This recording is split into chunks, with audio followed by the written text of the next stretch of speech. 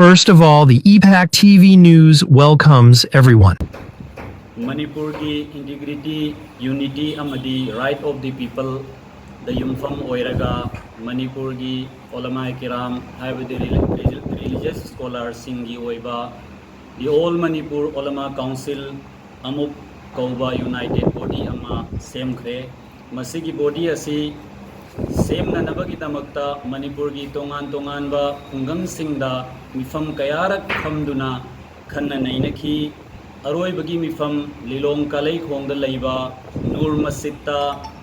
haukiba July ki tang kunmari 2025 ing sagol se numit ayuk ki pung mapal da famki loina na numit asida miyoi kunipan bu executive committee gi member oina khanbiki numit asida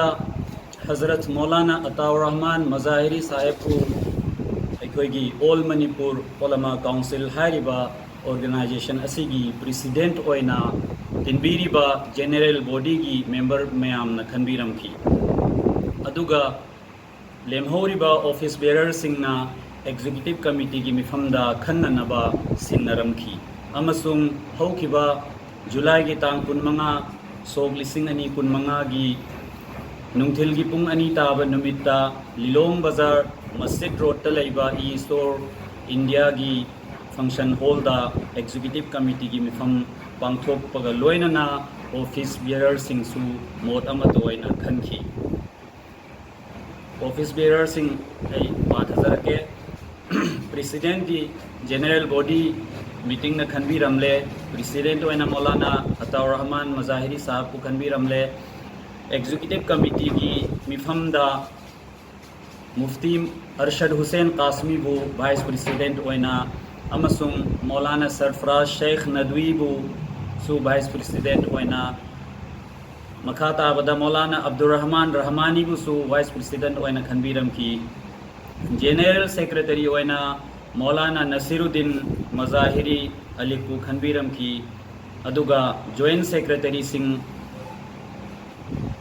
Mufti Ataur Rahman Sahab Qasmi Maulana Saidur Rahman Sahab Qasmi Mufti Muhammad Sani amasung Maulana Ramizuddin Kashifi ku joint secretary oina khanbiram ki aduga Maulana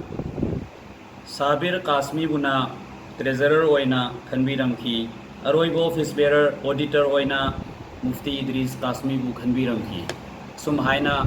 office bearer sing asi hojik patok sakri baduni mugaibo All Manipur Ulama Council haiba body asi matam sangna akhoi Manipur gi tongan ba kugang sida taliba ulama sing se masi kari wafam khara akhoi da khannaba haibadi state asigi tholakpa chochoba issue mayam problem mayam state ki swartha da thabuk tawgadaba state ki leiriba CSO makhai siga punna thabuk tawminaba sida Manipur gi ulama society se so yamna chauna saruk yadaba yaraktaba tanja ama lakpaki swaisida akhoi ulama makhai kupna khanthanabani kupna nainabani state ki sigi da makta akhoi su piba yaba contribution pc haina khannarakpagi matam adwaida akhoi ulama khaktagi oiba akanba yamna united oiba yamna strengthen oiba body emo ulama khaktagi oina semasi aduga state ki hek lakpa state ki swartha da unity integrity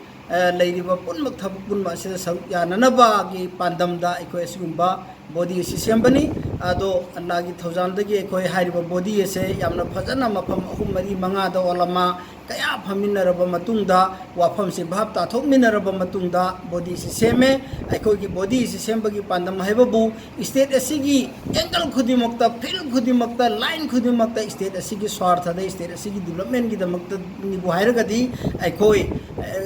hanba